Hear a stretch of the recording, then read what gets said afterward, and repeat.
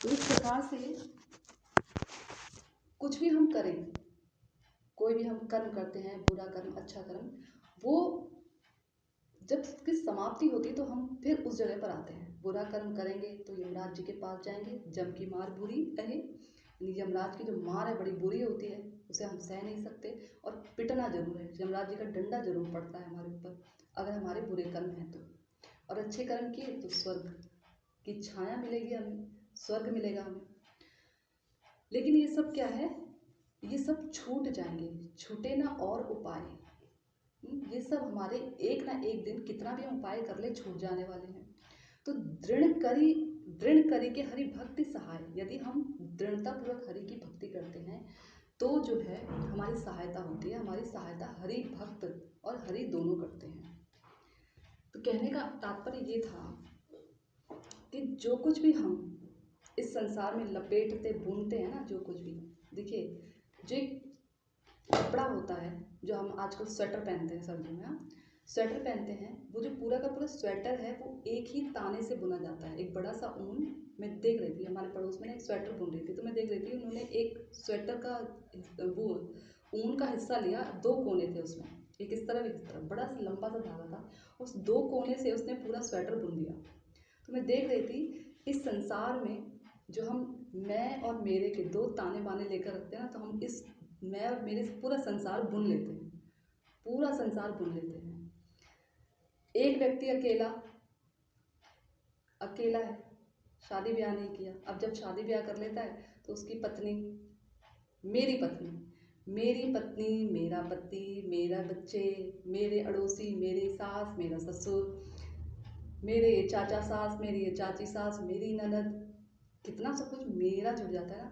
उसमें मैं पिता, मैं पति, मैं पत्नी, मैं कर्मचारी, मैं सेठ, मैं सेठानी, तो बहुत सारा ये छोटे शब्द हैं, मैं और मेरे, और इससे निकलना हमारे बस की बात नहीं है, बड़ा मुश्किल है इससे निकलना, हम अपने प्रयासों से नहीं निकल सकते।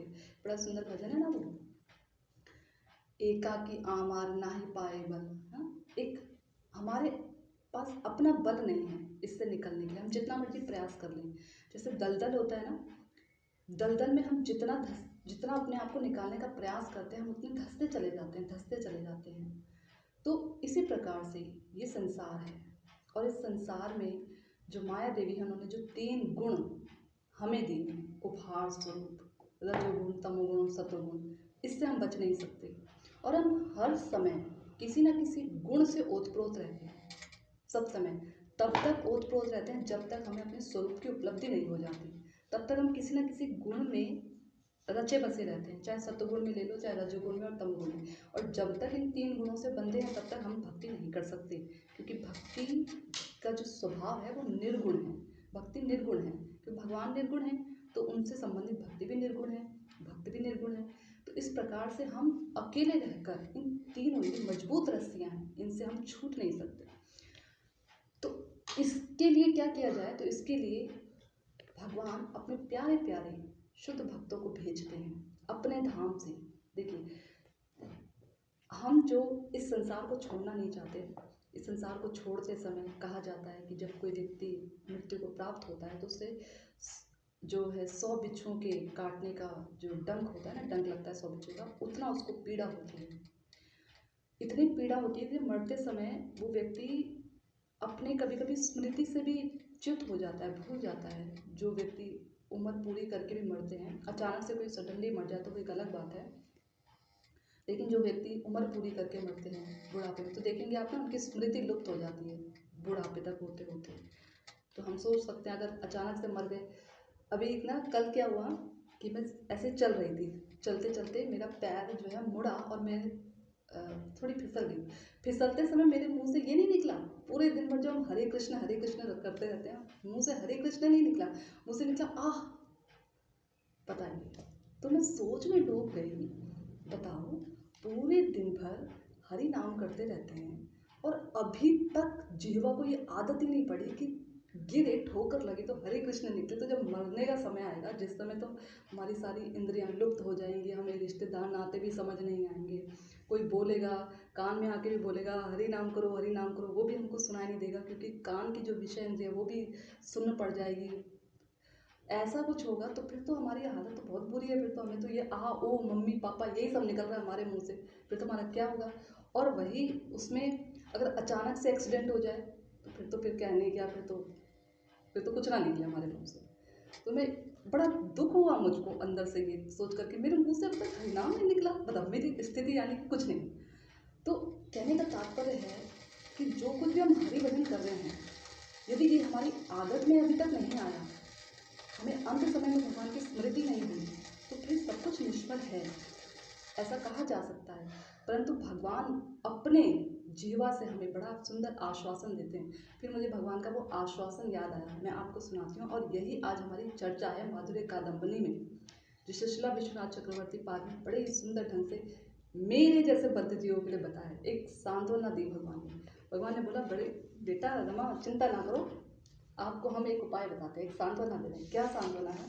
कह रहे हैं, ये वे भागवता प्रोक्ता उपाया आत्मलब्धये अजह पुंसाम विदुषाम विद्धि भागवतान ही ताम याना स्थाय नरो राजन ना प्रमादित कथिचित धावन निमिल्य व नेत्रे न स्खले पति देह। हे राजन, इस भागवत धर्म का अवलंबन करके मनुष्य कभी विघ्नों से पीड़ित नहीं होता। नेत्र बंद करके दौड़ने पर भी, अर्थात विधि विधानों में त्रुटि हो जाने पर भी वह फल से वंचित नहीं होता। बड़ा ही सुनकर बड़ी तसल्ली मिली कि चलो, अगर अभी जीवा को आदत नहीं पड़ी है तो बड़े दुख की बात है, लेकिन फिर भी भगवान हमारा हाथ नहीं छोड़ेंगे। इसलिए भगवान को दयालु कहा जाता है। अब थोड़ा थोड़ा समझ आ रहा है कि भगवान को दयालु और करुणामय क्यों कहा जाता है। हमारे जैसे जो विषयबद्ध जीवात्मा हैं, जो सब समय विषय में रत रहते हैं, हम ऐसे विषय हैं ना, यदि अगर हमारी जेब भरी पड़ी है, तब तो अगर किसी का 100 रुपये का नोट गिर जाए तो हम उठा के कहेंगे भैया आपके 100 रुपये गिर गए, ले लो। और अगर हमारे पास अभी बड़ी कंगली छाई है, जेब में पैसे नहीं, किसी का 100 रुपये गिरेगा ना, रख लेते हैं, काम आए। ऐसी तो हमारी हालत है।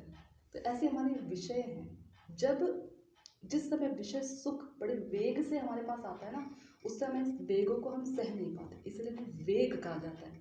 एक दिन सोच रही थी, बल्कि मैं अपने हस्बैंड से भी ये कह रही थी कि जैसे गंगा जी होती है ना, गंगा जी का प्रवाह जब बड़ी तेजी से आता है तो उसके वेग को कोई सह नहीं पाता है, डूब जाते हैं लोग, बताओ, मर जाते हैं, डूब जाते हैं उसमें। और वही जब आराम से बड़ी निश्चलता के साथ गंगा जी बह रही होती है तो उसमें नहाते हैं, धोते हैं, मस्ती मजा करते हैं, लोग फोटो भी खिंचवाते हैं, हंसते हैं, हंसाते हैं। और वही अगर वेग बड़े प्राबल्य से आए तो हालत खराब है। तो खैर, ऐसे तो हमारे विषय हैं। बड़ा मुश्किल है ना इन सब से निकलना, पर उम्मीद आस का बंधन छूटने ना पाए। आइए आज हम चर्चा करते हैं नाम के बल पर पाप करना। हमने पिछली कक्षा में सुना था श्री विश्वनाथ चक्रवर्ती पाठ से कि 32 प्रकार के सेवा अपराध होते हैं जो हम सेवा करते हैं, अर्चा विग्रह की, भगवान की सेवा करते हैं। उसमें हम अनेकानेक प्रकार के अपराध करते हैं। कभी प्रमाद वशता कर देते हैं, कभी आलस की वजह से कर देते हैं, कभी किसी को ज्ञान ही नहीं होता तो ऐसे कर देते हैं।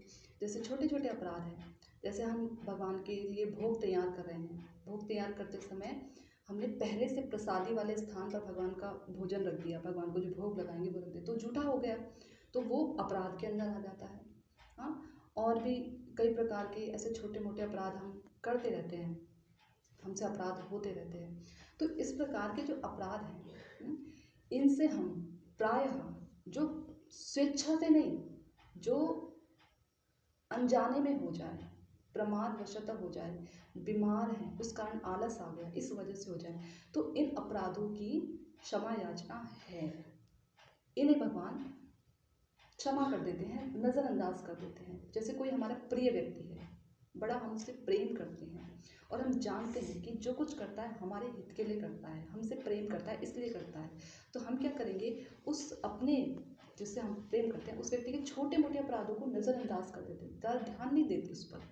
हाँ, लेकिन कोई बहुत बड़ा अपराध हो जाए तो उस पर ध्यान जाता है, नाराज़गी होती है, गुस्सा होते हैं। ऐसे ही जब हम आश्रय के प्रति कोई अपराध करते हैं, आश्रय यानी कि गुरु हो गए, वैष्णव हो गए, या शास्त्र हो गए जो हमें भगवान की भक्ति के विषय में बताते हैं, भगवान से संबंधित जो हमें आश्रय प्रदान करते हैं भक्ति में बढ़ने के लिए, हमारी भक्ति लता है ना, उसको जो आश्रय देते हैं, उसके प्रति यदि कोई अपराध करता है तो भगवान उसे नज़रअंदाज नहीं करते। उसके लिए एक विशेष भगवान ने प्रावधान बनाया है। जैसे विशेष कोर्ट होता है ना, विशेष विशेष बहुत बड़े बड़े जुर्म के लिए विशेष कोर्ट होते हैं, ऐसे ही विशेष विशेष जो हमारे अपराध होते हैं उनके लिए विशेष प्रकार के भगवान ने प्रावधान बताए हैं। तो नाम के बल पर पाप करना, जो हमने अपराध सुने पिछले से पिछली कक्षा में, यदि हमसे वो अपराध हो जाए गलती से तो भगवान उन्हें क्षमा करते हैं।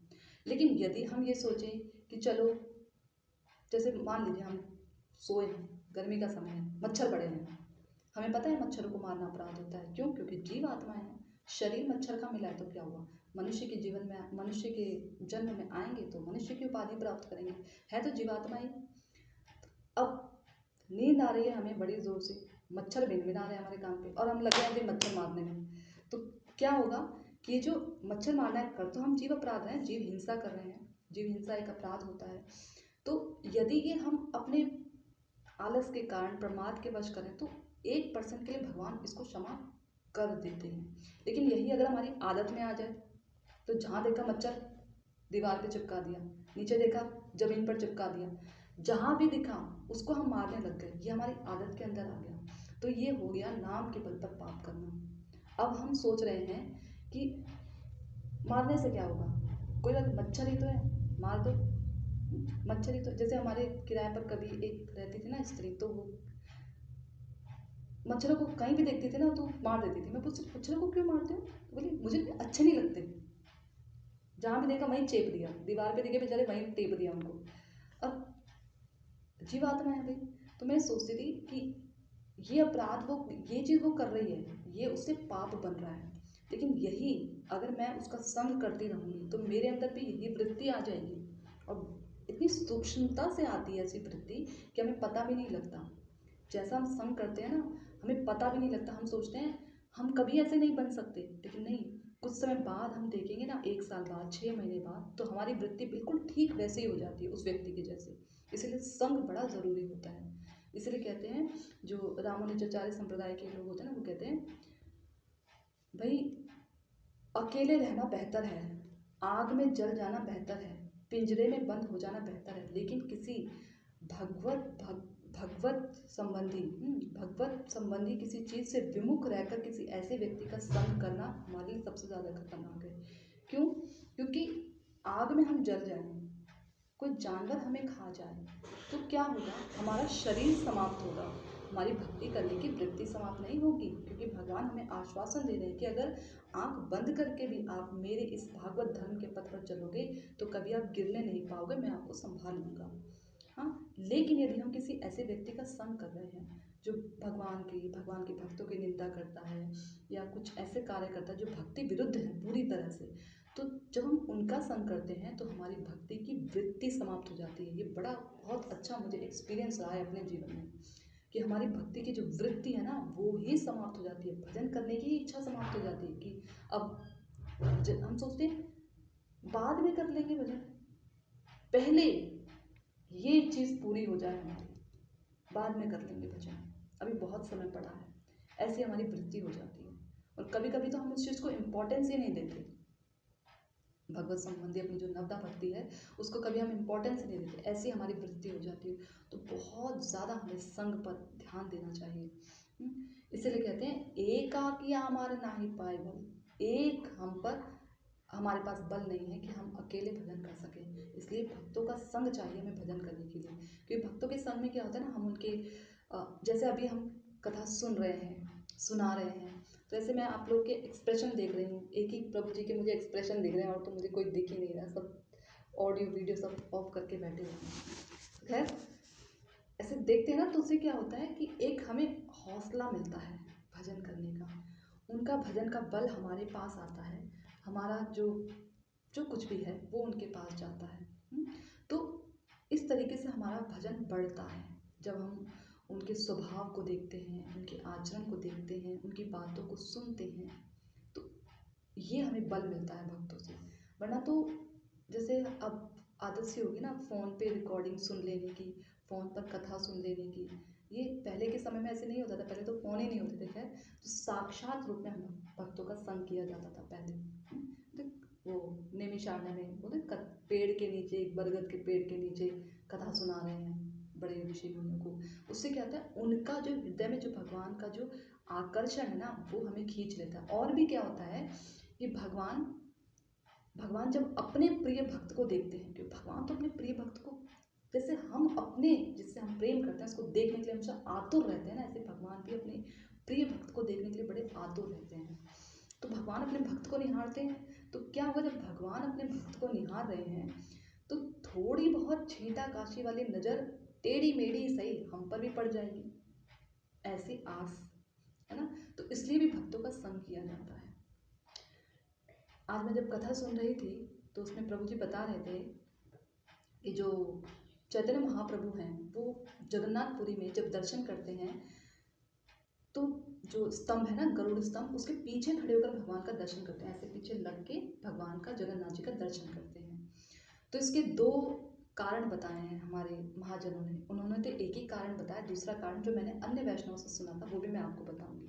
पहला कारण उन्होंने मुझे ये बताया, उन्होंने बताया था हमें कि वो इसलिए दर्शन करते हैं कि गरुड़ जी, जो स्तंभ में जो ऊपर गरुड़ जी हैं, वो भगवान के भक्त हैं। अब वो तो बहुत दयानता के साथ कहते हैं कि मैं भक्त नहीं हूँ भगवान का, चैतन्य महाप्रभु कहते हैं, तो मुझे तो भगवान देखेंगे नहीं जगन्नाथ जी।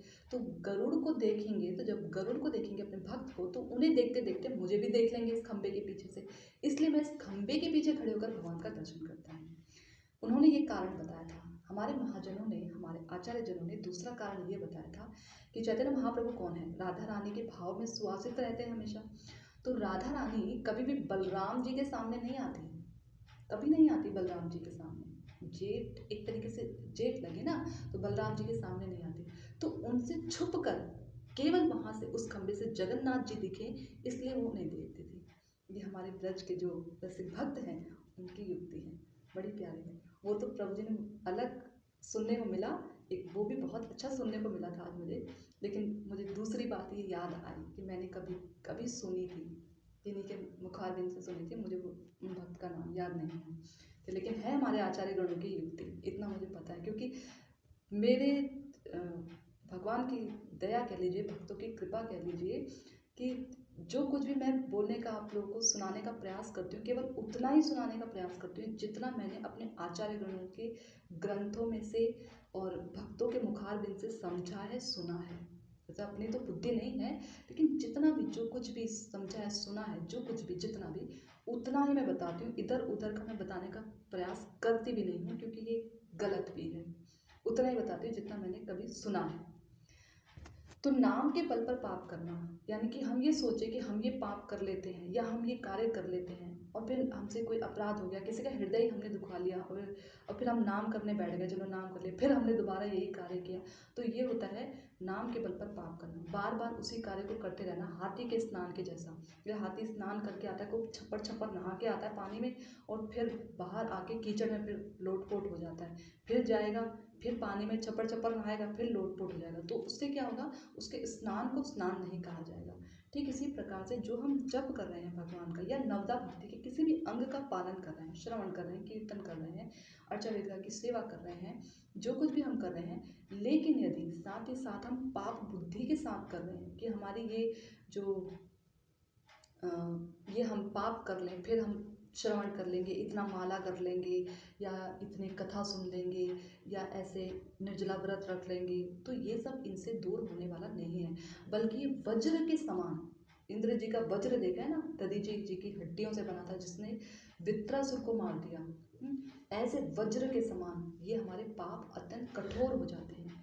फिर इन पापों को दूर करने के लिए पता है क्या करना पड़ता है, बाद में बताऊंगी सबसे आखिर में क्या करना पड़ता है। अभी तो हम लाइन से चलेंगे, क्या कह रहे हैं। तो बता रहे हैं श्रील विश्वनाथ चक्रवर्ती पाद कि कोई भी कर्म हम विधि विधान, यज्ञ, हवन, मंत्र आदि जो कुछ भी हम करते हैं, ये सब एक समय के लिए निष्फल हो सकते हैं अगर कुछ इनमें त्रुटि रह जाए। जैसे कि वित्रासुर के समय, वित्रासुर ने जब जन्म लिया था, जब उनके पिता ने आहुति दी थी, तो उस समय आहुति देते समय उच्चारण जो हो गया था ना इंद्र को मारने के लिए, कि इंद्र का जो शत्रु है वो पैदा हो, इंद्र को जो मारे वो पैदा हो, लेकिन उच्चारण थोड़ा दीर्घ हो गया, दीर्घ हो गया, शत्रु होकर के उच्चारण हुआ, तो उससे क्या हुआ कि उसका अर्थ विपरीत हो गया, यानी इंद्र जिसे मारे ऐसा संतान की उत्पत्ति हो। तो वृत्रासुर पैदा हुआ, इंद्र ने उन्हें मारा। तो यानी कि हम जो कुछ भी कर्म कर रहे हैं वो निष्फल हो सकते हैं यदि उसमें थोड़ी सी भी त्रुटि रह जाए। देखिए थोड़ा सा उच्चारण में, अब हमको तो भाई संस्कृत आती ही नहीं है, ये तो हमारे गुरुजनों की कृपा है जो हिंदी में ग्रंथों को ट्रांसलेट कर दिया इन्होंने, वरना बंगला, पहले तो बंगला सीखो, कितने साल जाने बंगला सीखने में लगाओ, बंगला में या संस्कृत में ही है हमारे ग्रंथ, गौड़ीय ग्रंथ जो है बंगला में या संस्कृत में, तो बंगला सीखो या संस्कृत सीखो, निरे बुद्धि हमें तो कुछ याद ही नहीं रहता, आज पढ़ते हैं कल भूल जाते हैं, जो सुनते हैं भूल जाते हैं, रिकॉर्डिंग करके रखनी पड़ती है, बताओ ऐसी तो हमारी हालत है। तो इतने तो हम मंद बुद्धि व्यक्ति, वो तो हमारे गुरुजनों की बड़ी हम पर अहैतों की कृपा है कि अरे ढीठो, मैं तुम्हारे लिए हिंदी में ग्रंथ लिख रहा हूँ, कम से कम अब तो पढ़ लो। हम तब भी नहीं पढ़ते हैं, ऐसी तो हमारी हालत। क्या करें, समय ही नहीं है, इतने बिजी हैं, कलयुगी जीव इतने बिजी रहते हैं ना, समय ही नहीं है, हालत खराब। तो मैं बता रही थी कि थोड़ा सा भी किसी भी प्रकार का उच्चारण में यदि गलती हो जाए तो कर्म निष्फल हो जाता है, उसका फिर वो फल नहीं मिलता, हो सकता है उसका विपरीत फल मिल जाए, जैसे वृत्रासुर के समय में विपरीत फल मिल गया। और भी जैसे सौभरी मुनि थे, योगी, बहुत बड़े तपस्वी, सोच रहे हैं कि कहीं ऐसी जगह ढूंढी जाए जहाँ पर मुझे कोई तंग ना करे, तो पानी के अंदर चले गए यमुना जी में, यहाँ पर मुझे कोई डिस्टर्ब करने वाला नहीं, यहाँ मैं अपनी योग साधना पूरी तरह से करूँगा। वहाँ भी किस्मत खराब, 2 मछलियाँ मिल गई उन्हें, वो भी आपस में किल्लोल कर रहे हैं, मछली मिली है, इंसान भी नहीं मिले कि चलो स्त्री पुरुष मिल गए हो, देखने में जैसे वो कौन थे, अजामिल, अजामिल, हाँ अजामिल को जैसे मिले थे, हाँ ऐसा भी कुछ नहीं था। फिर भी देखो सौभरी मुनि को 2 मछली मिली, उनके किल्लोल से उनकी बुद्धि भ्रष्ट हो गई, योग साधना से हजारों वर्षों तक योग साधना में लगे हैं, और ऐसे नहीं उनको साधारण योगी हैं। जब उन्होंने बाहर निकले तो जब वो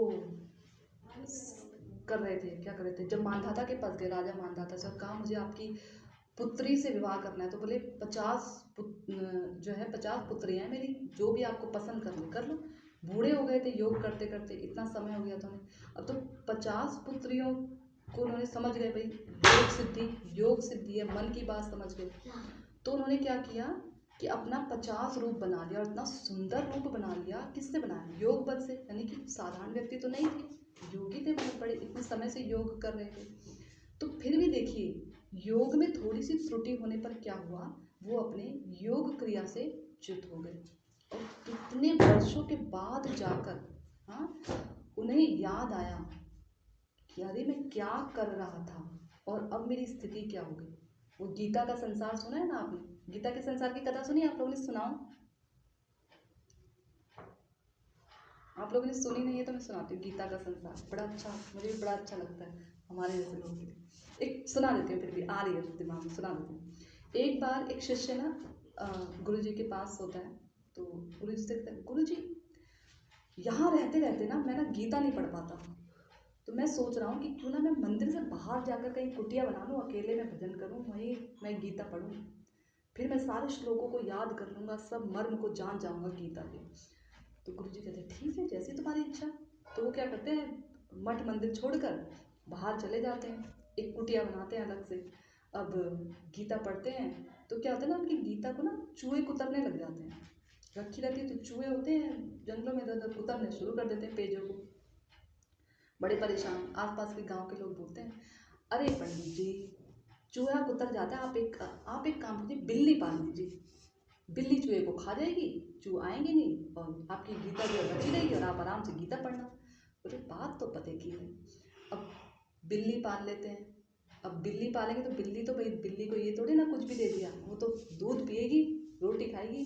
जहाँ अपने लिए सूखी रोटी मांगते थे, अब बिल्ली के लिए दूध भी मांगना पड़ रहा है। अब एक कमंडलू जो पूजा कर रखा था उसके साथ गए और दूध, इसमें भी दूध दे दो भाई, रोटी तो देते थे, अब दूध भी दो, दूध भी ले। अब फिर किसी ने बोला, 2-4 दिन भिक्षा मांगने के बाद एक स्त्री ने बोला, अरे पंडित जी आप क्या दर दर दूध मांगते हैं, कभी मिलता है कभी नहीं मिलता, आप एक काम कीजिए गाय पाल लीजिए, झंझट खत्म, आपको भी दूध मिलेगा, बिल्ली को भी दूध मिलेगा, और सब बढ़िया। तो ये भी ठीक है, ठीक कह रहे हैं, मांगना नहीं पड़ेगा बार बार दूध को, कभी मिलता है कभी नहीं मिलता। क्या करते हैं, गाय पाल लेते हैं। अब गाय पालेंगे तो गाय थोड़ी ना दूध पिएगी, वो तो क्या खाएगी, घास खाएगी। अब उसको तो हरी हरी घास चाहिए। अब क्या करें, घास चाहिए, गोबर साफ करना पड़ता है, तब उसका दूध निकलेगा, दूध भी निकालने के लिए कोई चाहिए। तो किसी ने उपाय दिया, आप ना एक काम कीजिए, विवाह कर लीजिए, विवाह कर लीजिए, बस विवाह कर लीजिए, गाय पालने के लिए विवाह कीजिए, बस इससे ज़्यादा नहीं, गाय पालने के लिए विवाह कीजिए आप बस। वो क्या करेगी, जो स्त्री आएगी, गोबर भी हटा देगी, साफ सफाई कर देगी आपकी कुटिया की, और दूध निकाल देगी, आपको भी दूध दे देगी, खाना भी बना बनाया मिल जाएगा। इतने काम के लिए चाहिए बस शादी, और किसी काम के लिए शादी मत कीजिएगा। बोले हाँ ये उपाय ठीक है, तब तो मैं आराम से भगवत गीता पढ़ सकता हूँ। बोले हाँ, फिर वो विवाह कर लेते हैं। अब भाई स्त्री अगर एक कुटिया के अंदर आएगी तो स्त्री अकेले तो आएगी नहीं, काम सुख भी आएगा, काम सुख आएगा तो बच्चे संतान भी आएगी। अब संतान भी हो जाती है, गुरु जी को ध्यान आता है, मेरे चेले ने देखे कहाँ तक गीता पढ़ ली है, देखे तो कितना याद हो गया उसको श्लोक। गुरु जी जाते हैं कुटिया के अंदर, पूछते हैं बेटा, अब एक बच्चा ना बाहर खेल रहा होता है, तो पूछते हैं बेटा, उसके शिष्य का नाम रामदास होता है, बेटा रामदास कहाँ है, पिताजी, पिताजी अंदर है। बोले पिताजी, मैं तो रामदास का पूछ रहा, पिताजी किसको बता रहे। तो दौड़े दौड़े, पिताजी पिताजी आपके मिलने कोई बूढ़े बाबा आए हैं। तो कहते हैं अच्छा कौन आया है, तो देखते हैं बाहर आके, तो उनके गुरु जी हैं। तो कहते हैं बेटा तुम्हारी गीता कहाँ तक पहुँची। बोले गुरु जी ये मेरा गीता का संसार है, ये देख लीजिए आप कहाँ तक पहुँची है मेरी गीता, ये मेरे 4 बच्चे, ये मेरी पत्नी। तो ऐसे ही कुछ हालत हमारी है, तो हमारा भी है गीता का संसार। तो ऐसे ही सोपरी मुनि का भी गीता का संसार खड़ा हो गया, ब्याह कर लिया, योग से च्युत हो गए, फिर याद आई भगवान की। तो ये है योग और कर्म। भगवान का जहाँ सहारा नहीं लेते वहाँ पर गिर जाते हैं। वही नारद जी देखिए, इसके विपरीत भगवान के परम भक्त, उनको भी अहंकार होता है, उनके अहंकार की कथा सुनाते हैं। जब उन्हें अहंकार होता है, तपस्या करते हैं, तो इंद्र जो होते हैं अपनी सबसे सुंदर अप्सरा को भेजते हैं उनके तपस्या को भंग करने के लिए। तो वो सुंदर अप्सरा बड़ा नृत्य करती है, कामदेव भी आते हैं, नृत्य करते हैं। तो कामदेव ना एक बार के लिए डर जाते हैं, जैसे नारद जी आंखें खोलते हैं कामदेव डर जाते हैं, सोचते हैं एक बार तो मैंने इस तरीके से किया था तो शिव जी ने मुझे भस्म कर दिया था, राख बना दिया था, बिना शरीर का बना दिया था। अब तो नारद जी हैं, ये तो मुझे पता नहीं क्या करेंगे, ये तो राख भी नहीं रहने देंगे, लगता है उसको भी उड़ा देंगे। तो लेकिन नारद जी बड़े मुस्कुराते हुए कहते हैं कि डरो मत, डरो मत, डरो मत तुम, मैं तुम्हें कुछ नहीं करूँगा, तुम जाओ, जाओ वापस जाओ, इंद्र के पास जाओ। तो बड़े उनकी जो वाहवाही करके कामदेव चले जाते हैं। अब उनके अंदर अहंकार प्रज्वलित हो जाता है।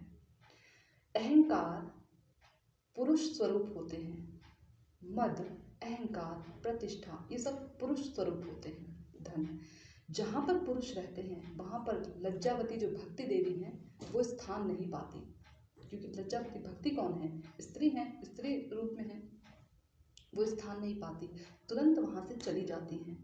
इसलिए भगवान अपने भक्तों का अहंकार तोड़ देते हैं। भगवान का भोजन कहा जाता है कि अहंकार अपने भक्तों का, उस भगवान जरूर अहंकार तोड़ते हैं।